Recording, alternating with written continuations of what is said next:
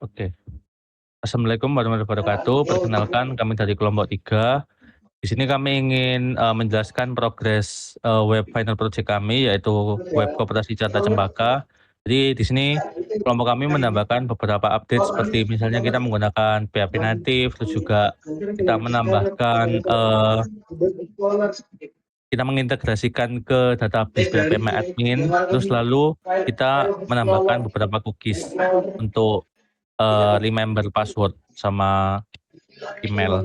Jadi dari 3 update itu akan kami jelaskan, tapi sebelum itu izinkan kami memperkenalkan kelompok kami terlebih dahulu. Jadi nama saya Daniel Alvaro Nafasa Dharmagama dengan NPM akhir 087, dilanjut oleh teman saya. Nama saya Fitri Ramadan dengan NPM 3 terakhir ya 070. Nama saya Petek Murati dan NPM 080. Oke, jadi langsung ke database ya. Jadi di database ini ada KTPDB. Jadi ada database badai untuk status pengajuan, kemudian ini ada pembayaran untuk membayar bunga atau hal-hal lain yang bermodifikasi, kemudian user ini adalah akun nasabah dan yang lain-lain. Oke, untuk struktur kodenya seperti ini ya. Jadi ada CSS yang menggunakan Tailwind CSS kurang lebih seperti ini. Kemudian ada HTML untuk admin, bisa udah dibagi dashboard, ada nasabah pembayaran, untuk authentication ada login dan register. Kemudian untuk nasabah ada kurang lebih kayak admin ya. Kemudian ada JavaScript mengatur logiknya, ada admin authentication dari nasabah dan yang lain-lain sampai ke status nasabah. Oke, untuk data PHP kurang lebih seperti ini. Nah, di sini ada data PHP dari admin, itu ada data itu untuk menarik apakah data-data dari nasabah, misalkan dia tuh statusnya aktif, pending atau disetujui. Nah, lanjut ke gadai dari PHP. Nah, gadai ini untuk menarik kode dari ID, kode jenis barang, merek, semua kondisi sama nilai pengajuannya.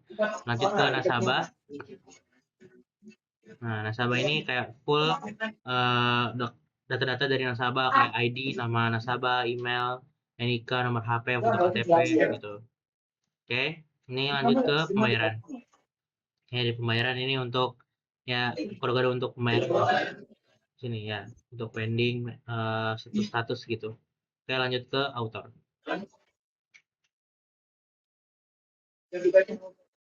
Daniel. Oke, sorry.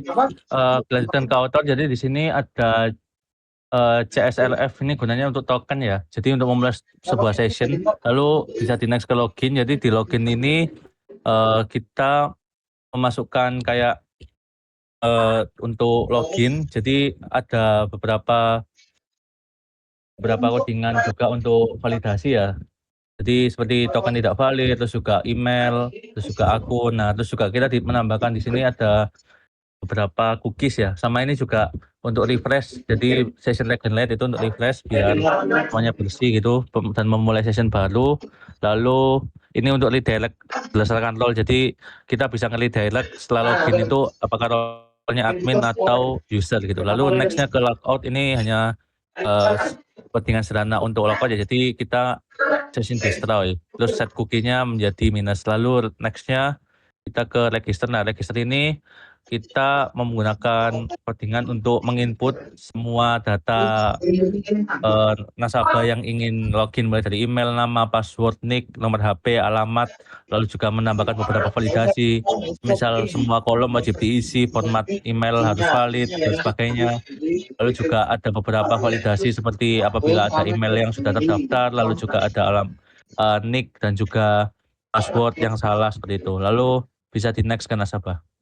Oke, untuk pengajuan sendiri kurang lebih kayak gini ya. Ini untuk mengajukan, jadi nanti akan disuruh sebutin barang, merek, kondisi berapa, deskripsi, nilai pengajuannya ingin berapa.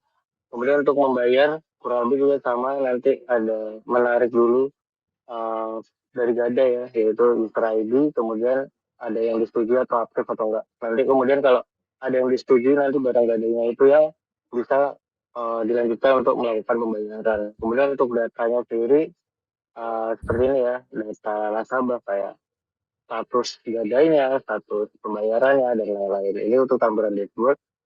Kemudian nanti untuk gadai aktif, Nah, itu ya status gadai yang aktif kira-kira, jadi narinya ID, kode, kemudian jenis barangnya berapa, mereknya berapa, nilai pengajuan yang didapat berapa, dan yang lain-lain.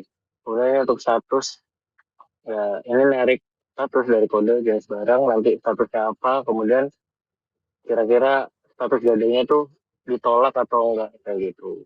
Kemudian lanjut ke tampilan website kita seperti ini. Oke, di sini ada halaman pertama dari website kami dari Koperasi Carta Cempaka. Kita coba untuk tekan profile. Sini ada visi, misi, dan nilai inti dari website kami. Lanjut ke layanan. Nah, layanan apa yang kita berikan untuk nasabah. Ini cara kerjanya. Nah, ini cara kerjanya bisa di ini dari Balangka Gadai Online ini. Kita coba untuk daftar. Ya, daftar. Kita register.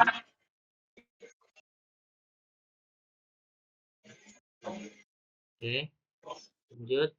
Nah, ini nikah yang wajib diisi. Oke.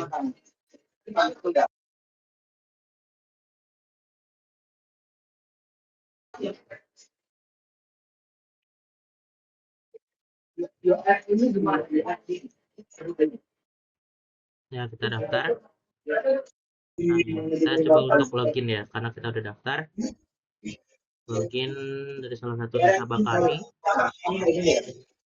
Sari. Kita masuk ke akunnya. Oke.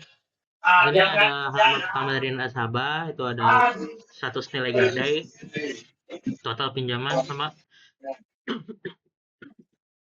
status akun. Nah, ini ada gadai terbaru. Kita coba untuk ajukan gadai.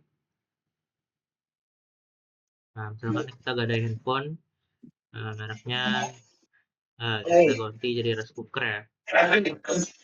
Miyako kondisinya cukup baik ya. Udah keras